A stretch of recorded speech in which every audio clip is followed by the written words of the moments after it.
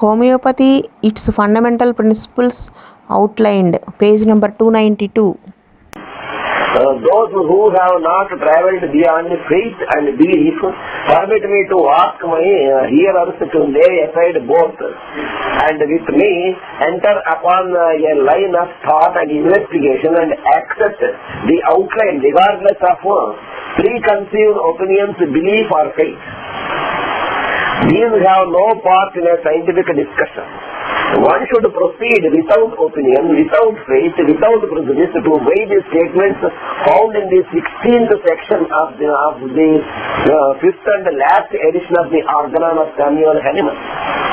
అది అర్థం అంటే నీ ముందు మైండ్ నీ ప్రెజుడిస్ ఐడియా లేకపోతే నీ థాట్స్ అవన్నీ అర్థం పక్కన పెట్టేసి దాన్ని చదవబోతున్నాడు.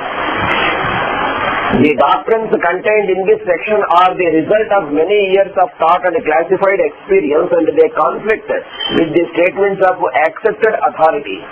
But if it be the founders of truth, even in part, we must explore its interior and bow to its revelation. Though Draper and Carpenter have failed to discover these inner precincts, they have not demonstrated that Hahnemann's conclusions were illogical or impossible. With self-formation they have ended, but life, the home of disease, is unknown to them. The opponents of this doctrine, which the followers of Hahnemann have accepted as a great truth, may search in vain and quote authority without end, and the only result attained is not found, not demonstrated, unknown. తెలియలేదు, ఏమిటో కాదు తెలియలేదు, అర్థం కాలేదని చివరికి send చేస్తాడు. These authors, being ignorant of this vital dynamics, deny its existence. They cannot see it, cannot manipulate it, and cannot demonstrate it by the common instruments in chemistry and physiology. Nevertheless, the time will come when physiology must deal with this question as a factor not in dispute. Then will the great void in this science be filled with that which will make medical science to rest on firm foundations, while at present from old school standpoint it has no foundation, and with the Hahnemannian school our foundation is disputed. As it is probable that I shall be accused of extremism, let me say by way of explanation that not all so-called homeopathists admit the truth of the dynamic doctrine and choose to call it dynamic theory. There are graded believers in homeopathy as in religion. Some are born into position, others acquire it.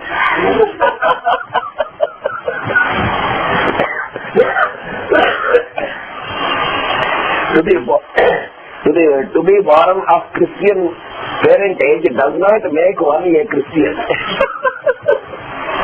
Yet believing in Christ and His teachings without following His example or obeying His commands will distinguish him from the Jew. In like manner, believing in the law of cures makes a homeopathist. But like the followers of Christ, it is only possible to be an exemplary one by close relation to the throne of grace and measuring every action by the principles under the law. Therefore, it will be observed that to be an exemplary follower of the master healer, it is necessary to be near him and follow after him in all his steps, that the highest degree of wisdom may appear in our method. Not that I would blindly follow a leader who has been extensively courted, but that after discovering Hahnemann to have been the greatest living healer, it belongs that we study him in all his intricate philosophy to ascertain, if possible, wherein rested his great powers as a physician, and then see whether as a healer he is worthy of followers. ఇంకా blind గా ఆయన చెప్పాడు కదా, follow అయిపోవడం కదా. ఇవన్నీ చూసాం కాబట్టి అది తెలుస్తుంది. If we have discovered that he was an original thinker and philosopher and his teachings are as he declared them to be, with the only true method of curing the sick, let us follow as far as he has gone, not wavering a hair's breadth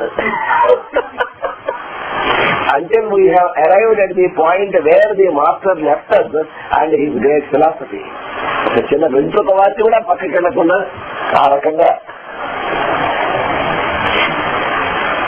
they who practice on a part of Hahnemann's teachings and fill the great void with the results of experience do so with methods that the master unequivocally condemned.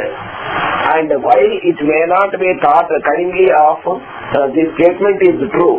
They are not the homeopathists who have followed in the footsteps of master. They have not lived closely to the law and are not Hahnemannians. Hahnemann said to a friend of his in Paris, who was complimenting him on the great number of his followers, says Hahnemann, yes, there are a great many homeopathic doctors, but all my true followers can be counted on the ends of my fingers.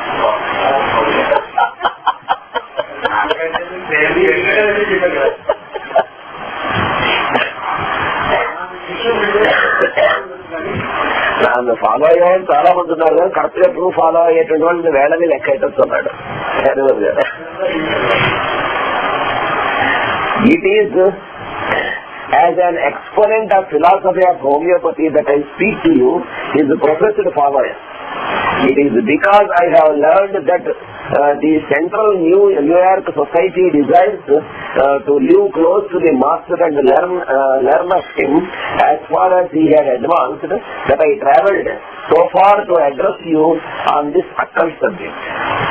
While some of the enemies of homeopathy and some professed followers of the law of cure have said that this great master was visionary and many other harsh things, it may be well to observe that he never ceased to think with strength. His very last thoughts are to be fully appreciated before we attempt to walk alone or build a philosophy out of other material.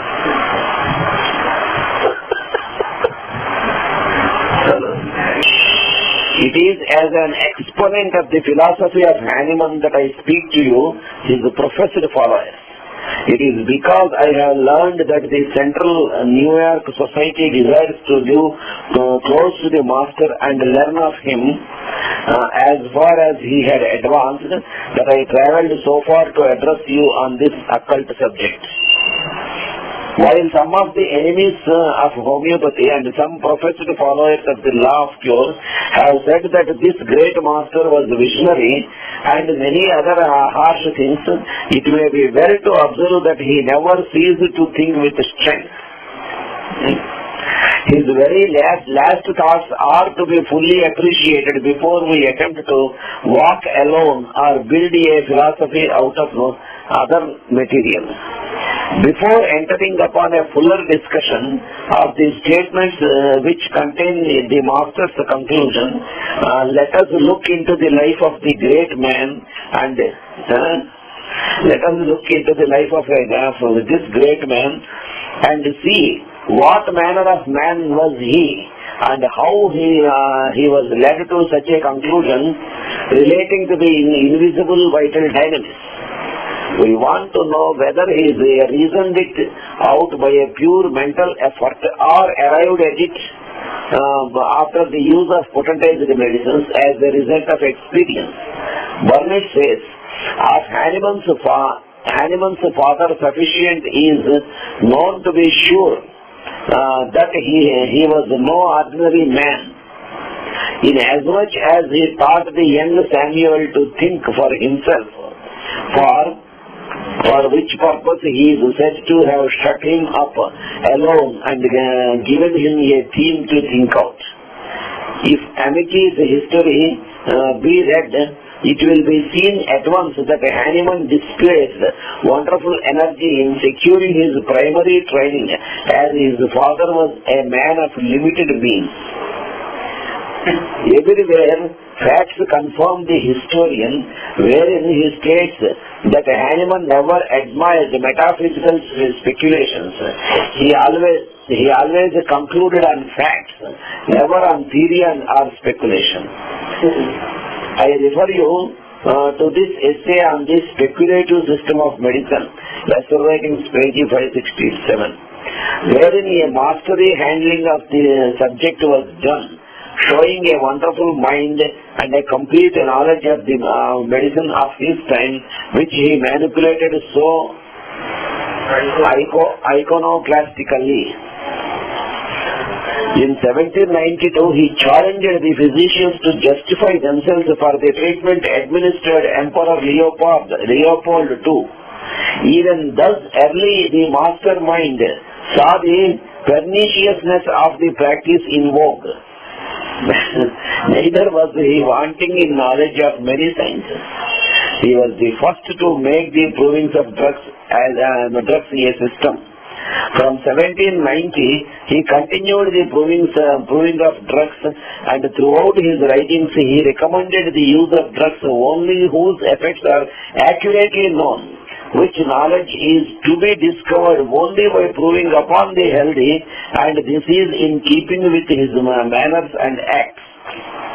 Everywhere we find exactitude of thought and method. While translating Cullen's Materia Medica in 1790, he met the latter's explanation of the action of cinchona bark in curing chills and fever. Cullen attributes the curative influence to a strengthening power it exerts over the stomach. Hahnemann refuses to accept this explanation and cites the following. Substances such as strong coffee, pepper, arnica, ignitia and arsenic, which cause a kind of fever, extinguish the periodicity of fever. For the sake of experiment, I took for several days 4 drams of good cinchona bark twice a day. The results are too well known to be recalled here, but it will be observed that Hahnemann did not refuse to accept Cullen's explanation without a reason and definite information, while Cullen's opinion was a mere speculation, such as men feel compelled to offer when expected to say something.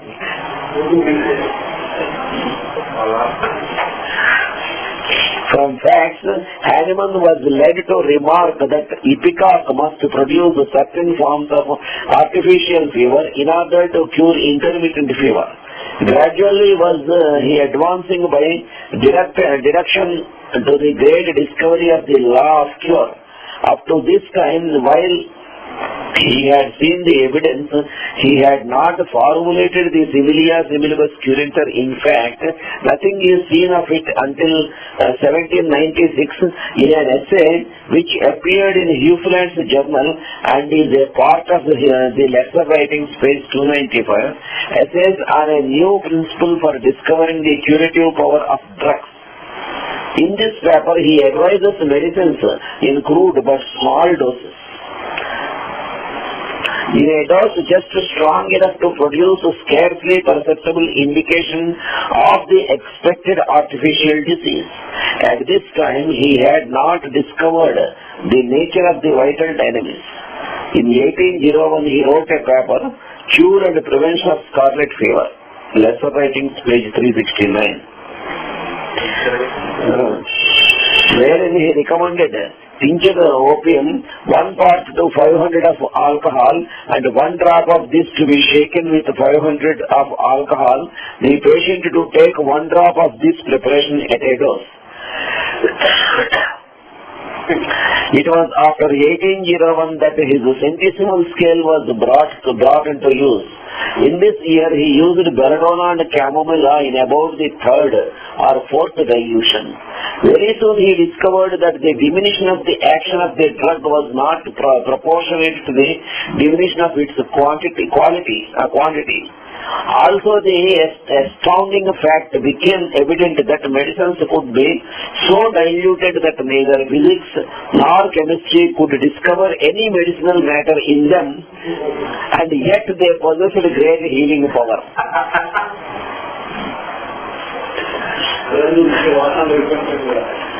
Hufeland says Hahnemann was the greatest chemist of his day, therefore was not in ignorance of the actual inability of the science to measure the quantity of medicine in his newly discovered healing agencies. His enemies have said he was highly educated in physics, botany, chemistry, geology, astronomy, pharmacy, etc.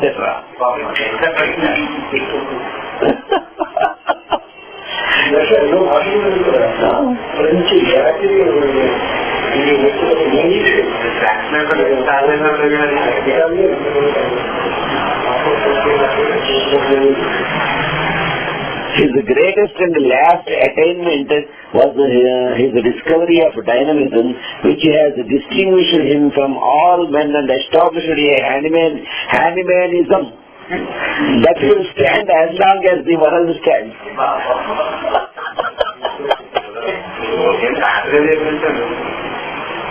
Yes, they may run away with homeopathy and befool it into modern nastiness, a mongralism, and by virtue of the might and numbers vote it to mean anything they choose, but they have no power to change Hahnemannism.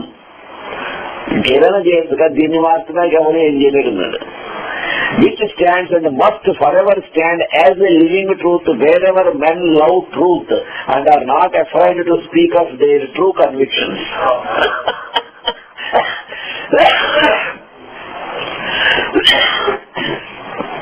ఈ sentence కూడా ఎంత clear గా మేస్టర్ చెప్తున్నాయి.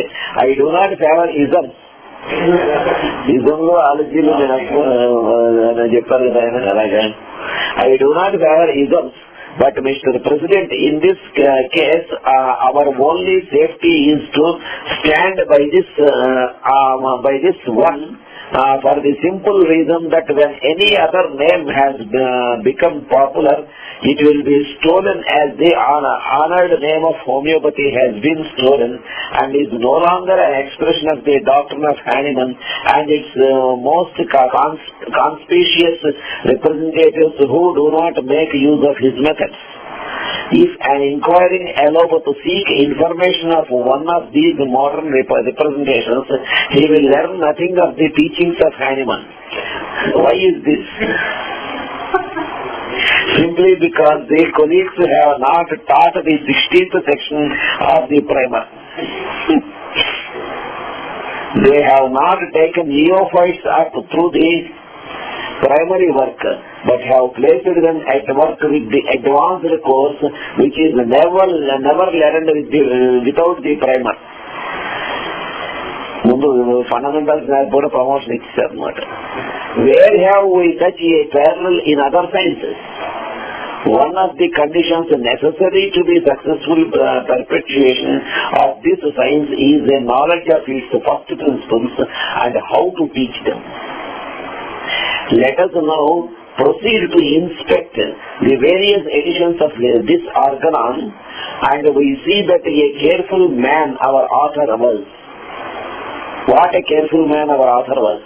He was not a man to adopt a theory of others before having thoroughly tested it and having observed the facts upon which the theory was based. Everywhere we see originality of thought, firmness, great power of observation, comparison, and most wonderful reasoning.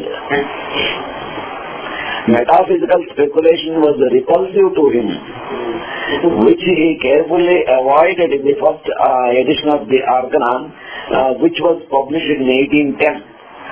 He was eminently practical in all that he said and did. Thus, you will search in vain in all the first 4 editions of the Organon for the term and idea of the vital force. He only spoke of the interior of the organism. In the 7th section of the first edition, there must exist in the medicine a healing principle. The understanding has a presentation of it, but its essence is not recognized by us in any way. Only its utterances and actions can be known by experience. 23 years later, when 78 years old, in the fifth edition, published in 1833, in the 9th and 10th sections, he distinctly calls a unit of action in the whole organism of the vital force. From this, it is evident that Hahnemann arrived at this conclusion after a long and practical experience, inasmuch as he was led up to it by his early perception of similar vital force contained in the medicine. See first edition, 5th section, which is only recognized by its action upon the organism. I have shown you that it was not metaphysical speculation that led the master to the idea of the vital dynamics, but a long series of practical and experimental research.